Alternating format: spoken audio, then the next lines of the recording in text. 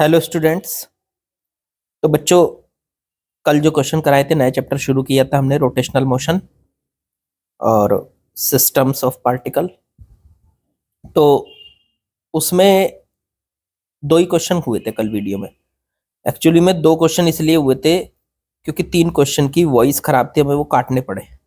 तो आज उन तीन क्वेश्चन को रीशूट करके मैं डाल रहा हूँ। ठीक है, चलो करते हैं। क्वेश्चन में क्या बोला है जरा देखते हैं। ए solid sphere and A solid cylinder of same mass. देखो भाई, एक सॉलिड स्फीयर है, एक सॉलिड सिलेंडर है, इस तरीके का। ठीक है, अब मास दोनों का सेम है, इसका भी m है, इसका भी m है। रोलिंग ऑन हॉरिजॉन्टल सरफेस, दोनों को एक हॉरिजॉन्टल सरफेस पे रखा गया और वो रोल कर रहे हैं, उस पे घूम रहे हैं, घूमते हुए आगे बढ़ रहे हैं। ठीक है, तो उनकी रेडियस ऑफ जाइरेशन का रेशो बताना है। तो भाई साहब, रेडियस ऑफ जाइरेशन निकालने के लिए आपको क्या करना पड़ेगा, पहले वाले की रेडियस ऑफ जाइरेशन मान लेते हैं हम k1 और दूसरे की मान लेते हैं k2। उनका रेशो दे रखा है, x की वैल्यू बतानी है। तो रेडियस ऑफ जाइरेशन का फॉर्मूला क्या था, वो था अंडर रूट में आई बटे में एम। आई का मतलब हो गया उसका मोमेंट ऑफ इनर्शिया।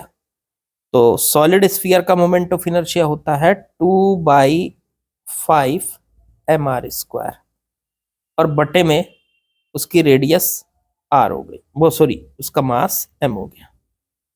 एम से एम कट गया, तो अंडर रूट में 2/5 r, ये आ गई उसकी रेडियस ऑफ जाइरेशन। ऐसे ही सॉलिड सिलेंडर का देखो, अंडर रूट में आई बटे एम। आई कितना सॉलिड सिलेंडर का, तो वो है 1/2 mr², और बटे में एम, एम से एम कट गया, तो r/√2 हो गया। ठीक है, अब क्या करना है, करना यह है कि इनका रेशो करना है k1/k2। ठीक, k1 हो गया अंडर रूट में 2/5r, और बटे में k2 हो गया 1r/√2। ये कटा, ये ऊपर गया, तो ये हो गया अंडर रूट 2 इंटू में अंडर रूट 2 बटे में अंडर रूट 5। अंडर रूट 2 हो गया 2/√5। अब ये k1/k2 की वैल्यू कितनी दे रखी, 2/√x, तो इसको 2/√x के बराबर रख दिया। 2 से 2 कट गया, क्रॉस मल्टीप्लाई कर लो इसकी, अंडर रूट x बराबर अंडर रूट 5। दोनों तरफ का स्क्वायर कर देते हैं, x = 5। आंसर आ गया x = 5। ठीक है, चलो भाई अगले क्वेश्चन में चल। चलिए बच्चों, नेक्स्ट क्वेश्चन में आते हैं। ए सॉलिड स्फीयर ऑफ मास 500 ग्राम, एक स्फीयर बना लेते हैं, उसका मास है 500 ग्राम। उसको एक डायमीटर के अलोंग घुमाया जाता है। ठीक है, एंगुलर स्पीड उसकी, घूमने की स्पीड इसकी 10 रेडियन पर सेकंड की है। रेडियस इसकी आर, वो दे रखी है 5 सेंटीमीटर। अगर इसका moment of inertia I of sphere about it's tangent, मतलब इसकी एक टेंजेंट, इस पे एक टेंजेंट खींच लो, इसके अबाउट इसका जो मोमेंट ऑफ इनर्शिया है आई, वो x into 10⁻⁻² times it's angular momentum, मतलब इसके एंगुलर मोमेंटम से x इंटू 10⁻⁻² टाइम्स है। तो मतलब एंगुलर मोमेंटम में अगर हम x इंटू 10⁻⁻² की मल्टीप्लाई कर दे तो हमें I मिल जाएगा, ये इन्होंने दिया है। चलो ठीक है, चलो इसका साइड में मोमेंट ऑफ इनर्शिया कितना होगा, तो साइड से इसका मोमेंट ऑफ इनर्शिया होगा, देखो बीचों बीच से मोमेंट ऑफ इनर्शिया होता है सॉलिड स्फीयर का 2/5 mr²।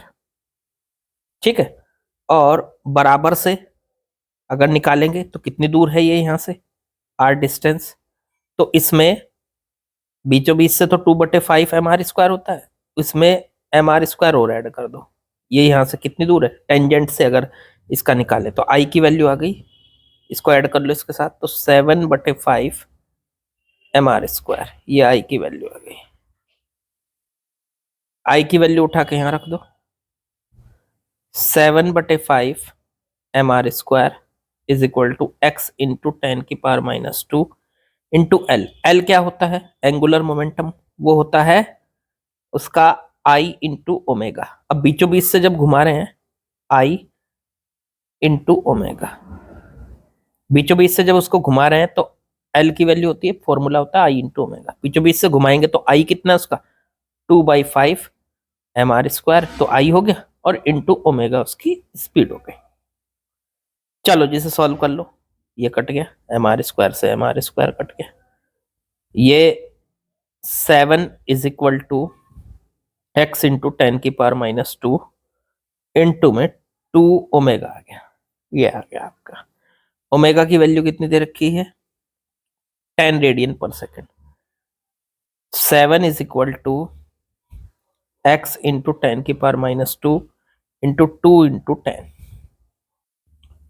अब यहां से 7 बराबर x, ये 10 की मल्टीप्लाई इसमें होगी, तो ये बन जाएगा 10⁻⁻2, नीचे ले जाओ इसको, नीचे जाके ये 100 हो जाएगा, और इंटू में 2 इंटू में 10, एक जीरो से एक जीरो कट के इसे इधर ले जाओ, 70 बराबर 2x, तो x बराबर आ गया 70/2, मतलब 35। यही हमारी x की वैल्यू आ गई 35। बिल्कुल आसान सा सवाल था, कुछ नहीं था इसमें।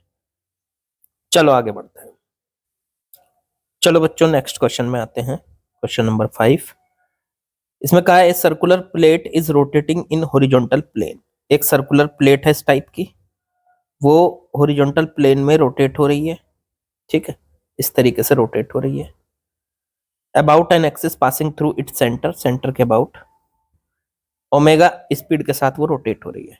एक आदमी वहां बैठा हुआ है एट द सेंटर, सेंटर पे एक आदमी बैठा हुआ है, ये रहा, और उसने अपने हाथों में डंबल लिए हुए हैं इस तरह से। यहाँ पे एक डंबल लिया हुआ है, एक इस हाथ में, और एक लिया हुआ है इस हाथ में, ऐसे डंबल। जब वो अपने हाथ खोलता है तो उसका मोमेंट ऑफ इनर्शिया पहले से ये दिया है, जब वो अपने हाथ को स्ट्रेच आउट करता है, मतलब खोलता है, तो उसका इनर्शिया ट्रिपल हो जाता है, मतलब 3i हो गया। मान लो पहले इसने अपने हाथ बंद कर रखे थे, जब इसने अपने हाथों को बंद करके रखा था इस तरह से, ये घूम रहा था, ठीक है, इसने अपने हाथों को बंद करके रखा था, ठीक है, इस तरह से बंद थे डंबल के साथ, तो इसका मोमेंट ऑफ इनर्शिया आई था, और जब इसने अपने हाथों को खोल लिया तो ये 3i हो गया, ठीक है। अब हमें पता है कि जब उसने अपने हाथों को खोला फिर भी उसका एंगुलर मोमेंटम नहीं बदलेगा, वो पहले भी L था अब भी L है, एंगुलर मोमेंटम हमेशा कांस्टेंट रहता है, ठीक है। तो अब यहां से फिर क्या, पहले भी L था अब भी L है, तो क्या बदलेगा, ओमेगा बदलेगा। अब नया ओमेगा हो जाएगा उसका ओमेगा डैश, ठीक है ना। एक मिनट पहले यहां ओमेगा लिखो, ओमेगा इधर आएगा, मतलब पहले उसका ओमेगा, जब उसका मोमेंट ऑफ इनर्शिया आई था तो उसका ओमेगा, मतलब उसका मोमेंट ऑफ इनर्शिया आई था, तो उसकी स्पीड घूमने की ओमेगा थी। अब उसने अपने हाथ खोल लिए तो उसका मोमेंट ऑफ इनर्शिया बढ़ गया, मोमेंट ऑफ इनर्शिया बढ़ गया, लेकिन एंगुलर मोमेंटम चेंज नहीं होता, यही होता है एंगुलर मोमेंटम कंजर्वेशन लॉ। तो फिर चेंज क्या होगा, चेंज होगा इसका ओमेगा, ओमेगा हो जाएगा ओमेगा डैश।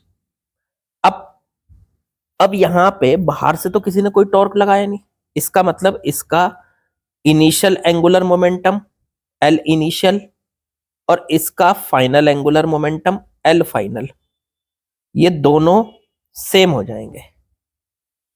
तो एल इनिशियल हो जाएगा I1 ओमेगा 1 और L final I2 omega 2। I1 पहले इसका मोमेंट ऑफ इनर्शिया कितना था, I, और ओमेगा ओमेगा था सर, ओमेगा 1 ओमेगा था। I2 अब ये 3i हो गया, और इसका ओमेगा डैश हो गया, ओमेगा डैश की वैल्यू आई से आई कट गया, 3 बटे में चला गया, ओमेगा बटे 3 हो गई। ओमेगा डैश की वैल्यू ओमेगा बटे 3 हो गई। मतलब इसका मोमेंट ऑफ इनर्शिया बढ़ा तो इसका ओमेगा पहले से कम हो गया। मोमेंट ऑफ इनर्शिया 3 गुना बढ़ा तो ओमेगा 3 गुना कम हो गया, ताकि इसका मोमेंट, ये एंगुलर मोमेंटम कांस्टेंट रहे। अब इसकी बात करो काइनेटिक एनर्जी। पहली इसकी काइनेटिक एनर्जी दे रखी इन्होंने E, तो अब उसकी काइनेटिक एनर्जी कितनी होगी, मान ली हमने K। चलो पहली काइनेटिक एनर्जी इसकी कितनी थी, तो हाफ आई ओमेगा स्क्वायर।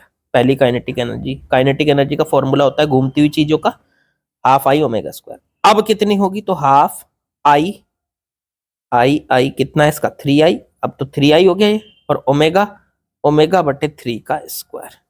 तो अब हो गई ये K बराबर 3 से 1 3 कट जाएगा, 3 का स्क्वायर है यहाँ तो 9 हो जाएगा, तो नीचे 3 बचेगा, तो ये आ जाएगा 1/3, हाफ रह गया, हाफ भी है, तो हाफ इंटू, और ये रह जाएगा आई ओमेगा स्क्वायर इंटू में 1/3 नीचे बचा 1/3। अब हाफ आई ओमेगा स्क्वायर क्या है, यहाँ हाफ आई ओमेगा स्क्वायर की जगह रख सकते हो E, तो K बराबर आ गया, K बराबर हाफ आई ओमेगा स्क्वायर की जगह E इंटू में 1/3, तो K बराबर E बटे 3, E/3। लो जी ये E/3। अब इन्होंने काइनेटिक एनर्जी कितनी दी है, E/x, तो उठा के इसको E/x के बराबर रख दो, E से E कट गया, x की वैल्यू आ गई 3 बच्चों। ठीक है, तो ये आसान सवाल था। कल के क्वेश्चंस जो रह गए थे ये आज मैंने कंप्लीट कर दिए, और बाकी के कल ही करेंगे। मैं जब जेई मेन के क्वेश्चंस कंप्लीट करा दूंगा तब थोड़े क्वेश्चन बढ़ाएंगे। ठीक है, नंबर ऑफ क्वेश्चंस अभी फिलहाल इतने ही चलने देंगे कुछ दिनों तक, क्योंकि मुझे आप लोगों के लिए अभी क्वेश्चंस की जगह वो फॉर्मूला शीट भी बनानी है, तो शायद मैं 1-2 दिन में आप लोगों के लिए फॉर्मूला शीट भी डाल दूं। ठीक है, चलिए कल मिलते हैं बाकी।